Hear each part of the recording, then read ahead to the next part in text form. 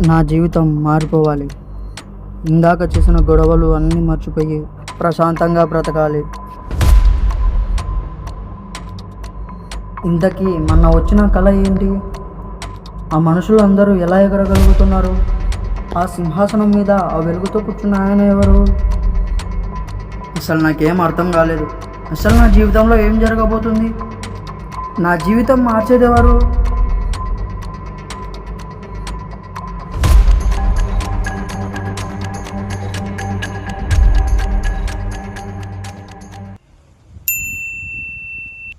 ఎవరబ్బా మెసేజు? వేరే వీడియో బాగుందని కామెంట్ పెట్టా, దానికి థ్యాంక్ యూ అని వచ్చింది.